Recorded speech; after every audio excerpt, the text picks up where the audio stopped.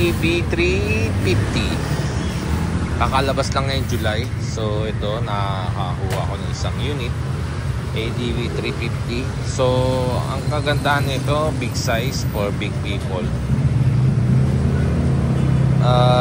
Wala kang mapiling kulay, kaya kung ano lang available, yun ang bibigay sa'yo. So right now, pinalagyan ko ng LED light, saka crash guard, saka ito, box, adventure camping box. Yan. So after the test ride, parang very nimble siya, pero meron akong Forza 350, parang mas matulin ng Forza, pero the same engine siya. Meron akong X-Max 300, mas matulin pa dito. Feeling ko mabagal eh. So yun lang napansin ko, parang mabagal siya. So acceleration niya, biga, parang ang tagal, 60, 61, 62 hanggang 70. Yeah. Comment na lang niyo kung ano sa tingin niyo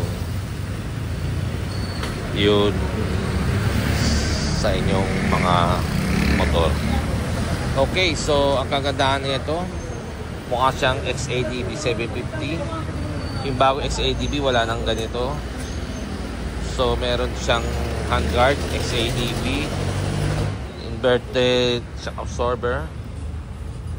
So ang next project ko is yung spoke wheels. Papalitan ko ng spoke wheels.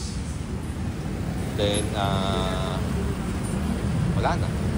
Lalagyan ko na soft bag.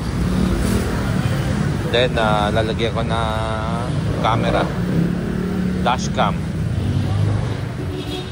Okay. So far maganda naman. Side mirror, no need to replace. Okay. Brakes niya maganda, branded, Nissin. Ayan o.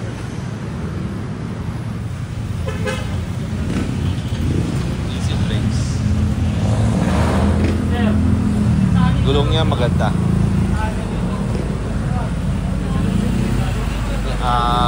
Metzeler.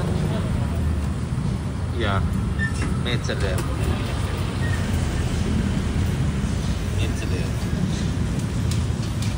So ang size ng gulong niya is 15 sa likod and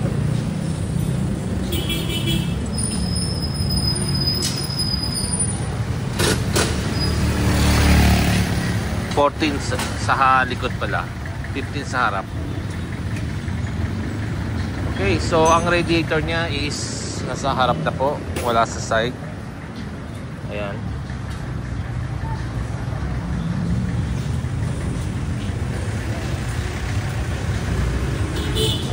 So ang sapatos niyan is naiipon yung dumi dito.